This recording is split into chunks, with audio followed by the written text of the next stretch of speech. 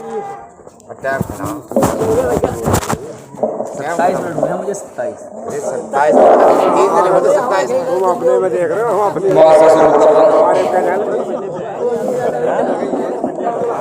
لائی کے ساتھ احترام استاد الحفاظ حضرت حافظ القاری عبدالعلی صاحب قبلہ، محبی گرامی قاری محبوب صاحب قبلہ، دیگر علماء کرام، میلاد کا احترام، محفل میں بیٹھے ہوئے بزرگوں اور جوان ساتھیوں، السلام علیکم ورحمۃ اللہ۔ حضرات، جیسا کہ آپ خود ہی جانتے ہیں کہ اس محفل کو سال سبار کے لیے سجایا گیا ہے اور ہم لوگوں کا حاضر ہونے کا بھی مقصد یہی ہے۔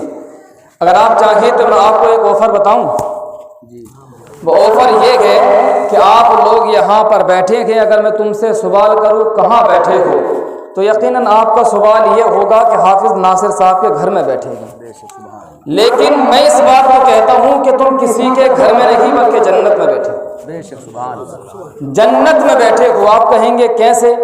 میں حدیث پاک پیش کروں کہ اللہ کے نبی نے فرمایا کہ جہاں اللہ اس کے رسول کا ذکر ہوتا ہے تو اللہ اس جگہ کو جنت کی کیاریوں میں سے کیاری بنا دیتا ہے۔ سبحان اللہ۔ اب جنت کا بھی یہ اصول ہوتا ہے کہ جو جنت میں رہتا ہے اگر جنت میں رہنے کے بعد کسی چیز کی تمنا کرتا ہے تو رب کعبہ اس کی دعا کو مقبول فرماتا ہے، وہاں دعا رد ہوتی ہی نہیں۔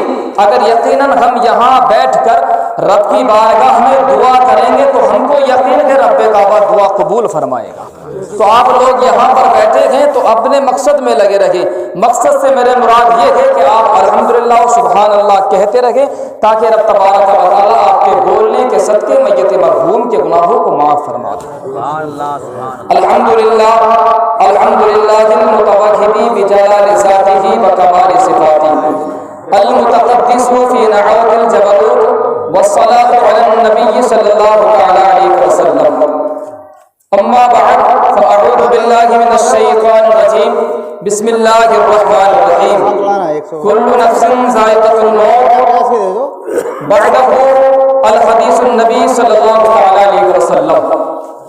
ترفع للمیت بعد موته دغجته فیقول ای ربی ای شیء ھذا فیقال ولدک استغفر لک۔ صدق اللہ مولانا العظیم وصدق رسولہ النبی المبین المتین الکریم ونحن علی ذلک لمن الشاہدین والشاکرین والحمد للہ رب العالمین۔ آئیے حضرات، حسب معمول منتخب شدہ موضوع سے قبل ہم تمامی حضرات نبی آخر زمان سید الامکان صلی اللہ علیہ وسلم کی بارگاہ بے پناہ میں اپنی محبت کا ثبوت دیتے ہوئے ایک بار مچل کے درود پاک پڑھیں۔ اللہم صلی علی سیدنا و مولانا محمد وبارک وسلم، صلو علیہ صلاۃ و سلام علیہ یا رسول اللہ صلی اللہ علیہ وسلم۔ حضرات، درود پاک پڑھنا کوئی عذاب یا بلا کی چیز نہیں ہے، بلکہ اللہ کے رسول فرماتے ہیں کہ جو درود پاک پڑھنے سے ایک مرتبہ سستی کرتا ہے تو وہ رب تبارک و تعالیٰ کی بنائی ہوئی جنت کے راستے سے بھٹک جاتا ہے۔ اب آپ دیکھیں کہ ہمارا سستی کرنا جنت کے راستے سے بھٹکنا ہے۔ میں پھر سے آپ کو درست راستے پر لے کر چلتا ہوں، ایک بار پھر سے میں چل کے درود پاک پڑھیں۔ اللہم صلی علی سیدنا مولانا محمد وبارک وسلم، صلو علیہ صلاۃ و سلام علیہ یا رسول اللہ صلی اللہ علیہ وسلم۔ حضرات، سیدی سرکار اعلیٰ حضرت فرماتے ہیں کہ ان کی مہک نے دل کے گنجے کھلا دیے ہیں، ان کی مہک نے دل کے گنجے کھلا دیے ہیں اور جس راہ چل دیے ہیں کوچے بسا دیے ہیں۔ ان کی مہک نے دل کے گنجے کھلا دیے ہیں اور جس راہ چل دیے ہیں کوچے بسا دیے ہیں۔ اور میرے رسول کو کب گوارا ہوگا جب کوئی امتی جہنم میں جائے گا؟ تو شاعر نے کیا کہا ہے کہ دوزخ میں جب امتی نبی کا کوئی ہوگا، دوزخ میں امتی جب نبی کا کوئی ہوگا اس وقت میرے مصطفیٰ کے پہلو میں درد ہوگا۔ دوزخ میں امتی جب کوئی نبی کا ہوگا اس وقت میرے مصطفیٰ کے پہلو میں درد ہوگا۔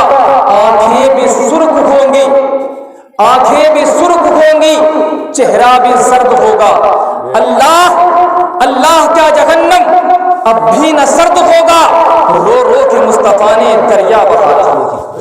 اللہ کا کیا جہنم اب بھی نہ سرد ہوگا، رو رو کے میرے مصطفیٰ نے دریا بہا دیے گے۔ اور آپ جانتے ہیں کہ پہلے کا دور تھا جب کوئی مدینے کی حاضری کے لیے جاتا تھا تو سمندری جہاز کے ذریعے جایا کرتا تھا۔ ایسے ہی میرے سرکار سیدی اعلیٰ حضرت جب مدینے کے لیے روانہ ہوئے تو سفر میں ایک پریشانی پیش آئی، تو اس وقت سیدی سرکار اعلیٰ حضرت نے کیا کہا تھا احمد رضا چلا جب جانے جہاں کی جانب۔ اب حضور کو امام احمد رضا نے جہاں کی جان بولا، کیا کہا کہ احمد رضا چلا جب جانے جہاں کی جانب، بحر سفر میں اٹھا طوفان رضا کی جانب۔ احمد رضا چلا جب جانے جہاں کی جانب، بحر سفر میں اٹھا طوفان رضا کی جانب، فوراً صدا دی اس دم مختار کل کی جانب، فوراً صدا دی اس دم مختار کل کی جانب، آنے دو یا ڈبو دو اب تو تمہاری جانب، کشتی تمہیں پہ چھوڑی لنگر لٹا دیے گے، کشتی تمہیں پہ چھوڑی لنگر لٹا دیے گے۔ ایک بار پھر سے درود پاک پڑھیں، اللہم صلی علی سیدنا و مولانا محمد وبارک وسلم، صلو علیہ السلام علیہ یا رسول اللہ صلی اللہ تعالی علیہ وسلم۔ بعدہ میں نے خطبے کے بعد جس آیت کریمہ کی تلاوت کرنے کا شرف حاصل کیا اور جو حدیث پاک آپ کے سامنے میں نے پیش کی اس کو بیان کر کر آپ کے سامنے سے رخصت ہو جاؤں گا۔ اللہ اپنے کلام ارشاد فرماتا ہے کل نفس ذائقۃ الموت، کہ ہر جاندار چیز کو موت کا ذائقہ چکھنا ہے، ہر چیز کو موت کا ذائقہ چکھنا ہے۔ اب آپ بتاؤں کہ موت ایک ایسا دروازہ ہے کہ جس کو گزارنے کے بعد یا جس کو پار کرنے کے بعد اس کے بعد دو راستے نکلتے ہیں۔ ایک راستہ تو وہ ہے جو تم کو جنت کی طرف لے کر جاتا ہے، ایک راستہ وہ ہے جو تم کو جہنم کی طرف لے کر جاتا ہے۔ آخرکار یہ موت کا ایک دروازہ ہے۔ یہ موت کیا ہے؟ اگر تم کسی مولانا سے سوال کرو گے کیا موت آنی ہے تو جواب ملے گا ہاں موت آنی ہے۔ اگر قاری عبدالغنی صاحب سے سوال کرو گے کیا موت آنی ہے تو جواب ملے گا موت آنی ہے۔ تم کسی سے بھی سوال کر لو تو جواب یہی ملے گا کہ موت آنی ہے۔ کسی کو اختلاف نہیں ہے، باپ بیٹے میں اختلاف ہو سکتا ہے لیکن موت میں نہیں، بھائی بہن میں اختلاف ہو سکتا ہے لیکن موت میں نہیں، بیٹے کو باپ سے اختلاف ہو سکتا ہے لیکن موت میں نہیں، عزیز کو اپنے اقارب سے اختلاف ہو سکتا ہے لیکن موت میں نہیں، رشتہ دار کو رشتہ دار سے اختلاف ہو سکتا ہے لیکن موت میں نہیں۔ تم پوری دنیا کے چکر لگا کر دیکھو، اگر پوری دنیا میں کسی سے سوال کرو گے اے دنیا والے لوگوں یہ بتاؤ کیا موت آنی ہے تو جواب ملے گا یقیناً آنی ہے۔ اس لیے جواب ملے گا تو کہے گا کل ابر ارشاد فرمایا تھا کل نفس ذائقۃ الموت، ہر نفس کو موت کا ذائقہ چکھنا ہے۔ تو رب کا فرمان ہے دنیا بدل سکتی ہے، سورج رخ بدل سکتا ہے، دریا رخ بدل سکتی ہے، پہاڑ گر سکتا ہے، لیکن جو خدا نے فرما دیا وہ ہمیشہ ہو کر ہی رہے گا۔ ہر کسی کا یہاں پر یہی بات ہے کہ موت آنی ہے۔ اب میں آپ کو ایک بات بتا دوں کہ موت سے ایک ایسی زندگی ملتی ہے جو یہاں نہیں ملتی، موت سے اس سے ملاقات ہوتی ہے جو یہاں نہیں ہوتی۔ میں یہ بات کہہ دوں کہ زندگی سے بہتر موت ہے، کس لیے کہ حضور نے فرمایا الموت تحفۃ للمومن، کہ موت مومن کے لیے تحفہ ہے۔ آخرکار تحفہ کس چیز کا ہے؟ اس چیز کا تحفہ ہے اگر تم دنیا میں ہو تو کسی پردھان سے ملاقات کرو گے، اگر دنیا میں ہو تو کسی جو کہ ماسٹر سے ملاقات کرو گے، اگر تم دنیا میں ہو تو بڑے بڑے لوگوں سے ملاقات کرو گے۔ مطلب کیا ہے کہ دنیا کی شان یہ ہے کہ تم پردھان کو بڑا آدمی سمجھتے ہو، دنیا کی شان یہ ہے کہ مکھیہ منتری کو بڑا آدمی سمجھتے ہو، دنیا کی شان یہ ہے کہ بڑے پیسے والے کو بڑا آدمی سمجھتے ہو۔ لیکن میں یہ بتاتا ہوں کہ دنیا میں رہ کر تم پردھان سے ملاقات کرتے ہو، کسی ماسٹر سے ملاقات کرتے ہو، کسی انجینئر سے ملاقات کرتے ہو، لیکن رب کا احسان دیکھیے کہ جب مرنے کے بعد تم اس رب کی بارگاہ میں جاتے ہو تو وہاں دنیا کا پردھان نہیں، وہاں دنیا کا مکھیہ منتری نہیں، وہاں دنیا کا دولت والا نہیں۔ اگر موت کے بعد ملتا ہے تو وہ مدینے کا لال ملتا ہے، سبحان اللہ، موت کے بعد ملتا ہے تو وہ مدینے کا لال ملتا ہے۔ مومن کی قبر میں جب میرے رسول تشریف فرما ہوتے ہیں تو آپ بتاؤ کہ یہ تحفہ نہ تمہیں موت سے پہلے ملا تھا، نہ حضور کا دیدار زندگی میں ہوا تھا، نہ حضور کا دیدار تمہیں پیسہ خرچ کرنے کے بعد ہوا تھا۔ اگر پیسہ خرچ کر تم نبی کے امت کو دیکھ سکتے ہو، لیکن اگر تم آنکھوں سے اگر نبی کا دیدار کرنا چاہتے ہو تو اس موت کے ذائقے کو چکھنا پڑے، کیونکہ ہمارے عہد میں مصطفیٰ تشریف تشریف لاتے تھے, ہماری لحد میں مصطفیٰ تشریف لاتے تھے. میں نے حدیث پاک آپ کے سامنے پیش کی. حدیث پاک ہے ترفع للمیت بعد موته فیقول درجته فیقول ای ربی ای شیء هذا فیقال ولدک استغفر لک. حضور فرماتے ہیں کہ رب کعبہ موت کے مرنے کے بعد یعنی انسان کے مرنے کے بعد اس کے درجات کو بلند فرما دیتا ہے. رب کعبہ مرنے کے بعد انسان کے درجات کو بلند فرما دیتا ہے. وہ کس طرح درجات کو بلند فرماتا ہے؟ سوال کرنے والے نے سوال کر دیا, کیا رب کعبہ درجات کو بلند فرماتا ہے؟ کیا نمازوں کے ذریعے بلند فرماتا ہے؟ کیا روزے کو رکھا ہے اس لیے بلند فرماتا ہے؟ کیا زکات دی ہے اس لیے بلند فرماتا ہے؟ کیا میں نے مسکینوں کی مدد کی ہے اس لیے بلند فرماتا ہے؟ کیا میں نے اپنے عزیز و اقارب کی حفاظت کی ہے اس لیے بلند فرماتا ہے؟ نہیں, رب کعبہ کسی مرنے والے کے بعد اس کی نمازوں کے لیے بلند نہیں فرماتا, اس کے روزے کے لیے بلند نہیں فرماتا, بلکہ آگے ارشاد فرماتے ہیں. اگر رب ارشاد فرماتا ہے آگے کیا ہوتا ہے؟ وَيُقَالُ وَلَدَكَ وَإِسْتَغْفَرَ لَكَ.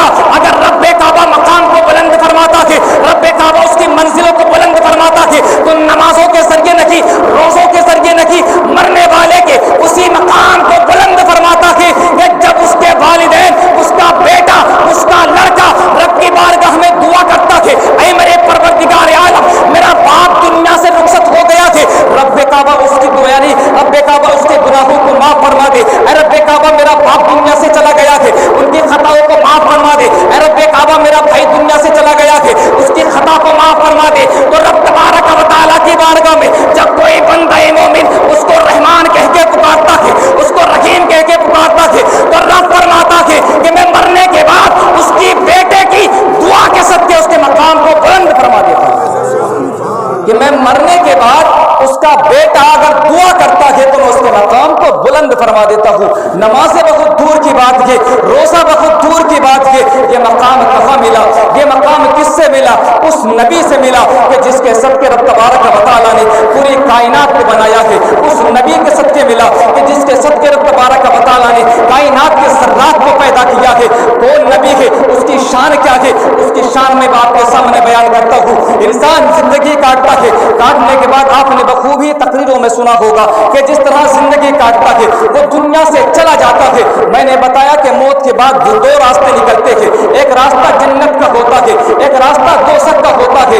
وہ راستہ کون سا؟ جنت کا راستہ ہوتا ہے. اگر تم نے رب تبارک و تعالیٰ کے فرائض کو ادا کیا ہے, جنت کا راستہ ہے. روزوں کو ادا کیا ہے, جنت کا راستہ ہے. حج کو ادا کیا ہے, جنت کا راستہ ہے. مسکینوں کی مدد کی ہے, جنت کا راستہ ہے. حرام کاری سے بچے ہو, جنت کا راستہ ہے. چغل خوری سے بچے ہو, جنت کا راستہ ہے. سود خوری سے بچے ہو, جنت کا راستہ ہے. برائیوں سے بچے ہو, جنت کا راستہ ہے. مسلمانوں کو ستانے سے بچے ہو, جنت کا راستہ ہے. لیکن اس کا اپوزٹ اگر دیکھے, اگر تم نے نمازوں کو ترک کیا ہے, جہنم کا راستہ ہے. روزوں کو ترک کیا ہے, جہنم کا راستہ ہے. تم نے زکات کو ترک کیا ہے, جہنم کا راستہ ہے. حج کو ادا نہیں کیا ہے, جہنم کا راستہ ہے. مسلمان کی برائی کی ہے, جہنم کا راستہ ہے. سود خوری کی ہے, جہنم کا راستہ ہے. رب فرماتا ہے جب دنیا سے سود لینے والا دنیا سے جاتا ہے تو بروز قیامت اس کی شکل کو خنزیر کی طرح کر دیتا ہے. اب آپ بتائیے کہ کہاں آپ لوگ بچو گے؟ یہ دو راستے نکلے تھے, کون انسان کہاں بستا ہے؟ آج مسلمان کو ہم ستا رکھے گے, مسکینوں کا حق ہم مار رکھے گے, غریبوں کو ہم ستا رکھے گے. یہ راستے جنت میں جانے والے راستے کون سے تھے؟ میری گفتگو طویل ہوتی جا رہی ہے, میں بس لاسٹ اسٹاپ پر پہنچتا ہوں. انسان کی زندگی جس طرح گزر جاتی ہے, لیکن آپ یہ بتاؤ کہ رب کعبہ کیا تمہارے حالات کو نہیں جانتا؟ رب کعبہ یقیناً ہمارے حالات کو جانتا ہے. رب ہمارے حالات کو جانتا ہے. یہ بھی جانتا ہے کون دوزخی ہے, یہ بھی جانتا ہے کون جنتی ہے, یہ بھی جانتا ہے کون نمازی ہے, یہ بھی جانتا ہے کون بدبخت ہے, یہ بھی جانتا ہے کون نیک وقت ہے, یہ بھی جانتا ہے کون والدین کا فرما بردار ہے, یہ بھی جانتا ہے کون نافرمان ہے. تو آخرکار حشر کا میدان کیوں لگے گا؟ حق کو حساب کیوں ہوگا؟ یہ سوال آپ کے ذہنوں میں آئے گا. اگر یقین رب تبارک و تعالیٰ جانتا ہے تو مرنے کے بعد جنت میں بھیج دیتا. جو نیکوکار ہوتا جنت میں چلا جاتا, جو بدکار ہوتا جہنم میں چلا جاتا. لیکن آخرکار یہ حشر کا میدان کیوں لگے گا؟ حشر کے میدان میں سب کو جمع کیوں کیا جائے گا؟ میں آپ کو یہ بات بتاتا ہوا چلتا ہوں کہ رب تبارک و تعالیٰ نے جنت کو بنایا ہے, رب تبارک و تعالیٰ نے دوزخ کو بنایا ہے. میرا رب ارشاد فرماتا ہے, اے نبی میں نے جنت کو بنایا تیرے صدقے, اے نبی میں نے جہنم کو بنایا تیرے صدقے, اے نبی میں نے آسمان کو سجایا تیرے صدقے, اے نبی میں نے زمین کے فرش کو بچھایا تیرے صدقے. اے میرے رسول میں جنت کو بناتا ہوں تیرے صدقے, دوزخ کو بناتا ہوں تیرے صدقے, تو میں نے اس کو بنا دیا. اے میرے رسول جب میں نے اس کو بنا دیا تو جنت میں میرا وفادار نہیں بلکہ تیرا وفادار جائے گا. جو رسول کا ہے وہ جنت میں جائے, جو رسول کا غدار ہے وہ جہنم میں جائے. رب کہتا ہے کہ اے میرے رسول ان جنت کو دوزخ کو بنانا میرا کام ہے, اب ان سب کو چلانا تیرا کام ہے. حشر کا میدان لگے گا, وہاں پر یہ دیکھا جائے گا کون رسول کا وفادار ہے, کون رسول کا غدار ہے, کس نے میری اطاعت کی ہے, کس نے میرے رسول کی اطاعت کی ہے. جب اس جگہ تمام لوگ جمع ہوں گے, آپ ہم بڑی آسانی کے ساتھ کہتے تھے کہ موت آئی ہے چلی جائے گی, جیسا ہوگا دیکھی جائے گی, لیکن موت کی تکلیف کو کبھی آپ نے محسوس نہیں کیا ہے. یہ تو مرنے والا جانتا ہے کہ موت کی تکلیف کیا ہے. بس حدیثوں کے ذریعے ایک بات ملی ہے, میرے رسول ارشاد فرماتے ہیں کہ جب موت مرنے والے کی موت کا وقت قریب ہوتا ہے تو اس کی بہت پریشانی ہوتی ہے. اگر کسی انسان کے جسم میں 1000 تیروں کو ایک ساتھ مارا جائے تو وہ تکلیف نہ ہو جب مرنے والے کی روح کو اس کے جسم سے نکالا جاتا ہے, تو قسم خدا کی اس وقت وہ تکلیف ہوتی ہے نہ میں بیان کر سکتا ہوں نہ آپ اس بات کو سن سکتے ہیں. بس ایک بات یہ ہے کہ ہم دن رات گناہوں میں زندگی کاٹنے والے, دن رات بدکاریوں میں زندگی کاٹنے, دن رات نمازوں کو ترک کرنے والے, دن رات روزوں کو ترک کرنے والے, دن رات گناہوں میں زندگی کاٹنے والے, تم موت کو کیا سمجھتے ہو؟ میں اس عظیم ہستی کی بارگاہ میں لے کر چلتا ہوں کہ جس نے موت کی تکلیف کو بیان کیا ہے, جس نے زندہ ہونے کے لیے منع کیا ہے. کون ہستی ہے میں آپ کو بتاؤں, وہ کوئی اور نہیں ہے, مرد نہیں ہے بلکہ عیسیٰ روح اللہ کی والدہ حضرت مریم کی بارگاہ میں چلے, ان سے پوچھتے ہیں کہ موت کی تکلیف کیا ہے. کون یہ عیسیٰ روح اللہ ہے؟ یہ وہی عیسیٰ روح اللہ ہے کہ جن کو رب تبارک و تعالیٰ نے مردوں کو زندہ کرنے کی طاقت دی تھی. یہ وہی عیسیٰ روح اللہ ہے کہ جو مردوں کو زندہ کیا کرتے تھے. ایک بار کیا سوچتے تھے کہ میں اپنی والدہ کو زندہ کر لیتا ہوں, اپنی والدہ کی بارگاہ میں جاتے تھے اور عرض کرتے ہیں والدہ میں تم کو دوبارہ زندہ کرنا چاہتا ہوں. لیکن وہ عیسیٰ روح اللہ کی والدہ سے سنیے جو جس نے زندگی بھر رب کی اطاعت کی ہے, جس نے زندگی بھر روزوں کو رکھا ہے, جس نے پوری زندگی رب کی فرمانبرداری میں گزاری ہے, وہ عیسیٰ روح اللہ کی والدہ حضرت عیسیٰ روح اللہ سے کہتی ہے اے میرے لہنے جگر, اے میرے نور نظر, میں جانتی ہوں کہ تجھ کو رب تبارک و تعالیٰ نے وہ شان دی ہے, تجھ کو رب کعبہ نے وہ پاور دیا ہے کہ تم مردے کو زندہ کر سکتا ہے, تم مردے کو زندہ کر دیتا ہے. لیکن میرے بیٹے تو اس بات کو بھول چکا ہے, رب کا فرمان ہے کل نفس ذائقۃ الموت, ہر نفس کو موت کا ذائقہ چکھنا ہے. اے میرے لہنے جگر, میں جس تکلیف کو ایک بار برداشت کر چکی ہوں اب وہ تکلیف مجھ سے دوبارہ برداشت نہیں ہوتی ہے. یہ کون سی ہے کہ جس نے کبھی گناہ نہیں کیے ہیں, جس نے کبھی خطا نہیں کی ہے. ہم کون ہیں, ہم کو کتنی تکلیف ہوگی, ہم کو پریشانی کیا ہوگی موت کے وقت, آپ اس بات کا اندازہ نہیں لگا سکتے. حشر کا میدان لگے گا, مصطفیٰ بھی جلوہ فرما ہوگے, میرے رسول سے میرا پروردگار عالم فرمائے گا کہ عرش پر میری جگہ ہے. آج عرش پر ایک کرسی کو رکھا جائے گا اور اس کرسی پر کوئی اور نہیں بلکہ میرے مصطفیٰ جلوہ فرما ہوں گے. اس وقت ہر انسان ہر نبی کے پاس جائے گا کہ اے رسول, اے نبی اللہ, ہماری بخشش فرما لیجیے, ہماری بخشش فرما لیجیے. لیکن ہر نبی خودکار دے گا, ہر نبی منع کر دے گا. آج یہ پاور ہمارے ہاتھ میں رہے گی, آج یہ شان ہمارے ہاتھ میں رہے گی. آخر کار کون ہمارا سہارا بنے گا, کون جنت کی طرف لے کر جائے گا؟ تو اس وقت قربان جاؤ اپنی قسمت پر کہ رب نے احسان کیا کہ تم کو نبی کی امت میں پیدا کیا. میرا نبی اس وقت ارشاد فرمائے گا کہ جنت میں تو کیا میرا سایہ بھی نہ جائے گا جب تک کہ ہر ایک امتی بخشا نہ جائے گا. کہ جنت میں تو کیا میرا سایہ بھی نہ جائے گا جب تک کہ ہر ایک امتی بخشا نہ جائے گا. تو الحمدللہ آج ہم بڑے خوش نصیب ہیں کہ رب تبارک و تعالیٰ نے ہم کو اگر پیدا کیا ہے تو اپنے نبی کی امت میں پیدا کیا ہے. رب کا یہ احسان ہے, ورنہ تو ہم کو اگر چاہتا تو کہیں اور جگہ پیدا فرما دیتا. لیکن یہ رب کا بہت بڑا احسان ہے, اگر وہاں بھی اگر رسول کو فکر گئے تو ہماری ہے. اس لیے تو سیدی سرکار اعلیٰ حضرت نے فرمایا تھا تو دوزخ میں جب امتی کوئی مصطفیٰ کا جائے گا اس وقت میرے نبی کے پہلو میں درد ہوگا, آنکھیں بھی سرد, آنکھیں بھی سرخ ہوں گی, چہرہ بھی سرد ہوگا. اللہ کا کیا جہنم اب بھی نہ سرد ہوگا. رو رو کے مصطفیٰ نے دریا پوری زندگی نبی کے پوری زندگی ہمارے نبی اپنی امت کے خاطر روئے ہیں. رب تبارک و تعالیٰ کی بارگاہ میں دعا ہے کہ رب کعبہ لا علم کی وجہ سے جو اولاد ہو اپنے حبیب کے صدقے سے معاف عطا فرمائے. اگر کوئی جملہ رب کی بارگاہ میں مقبول ہوا ہو تو رب کعبہ اس کے صدقے میں یہ مرحوم کے تمام صغائر کبائر گناہوں کو معاف عطا فرمائے. ایک بار میرے ساتھ کہیے لا الہ الا اللہ محمد رسول اللہ صلی اللہ علیہ وسلم وعلیہ وسلم. السلام علیکم ورحمۃ اللہ وبرکاتہ.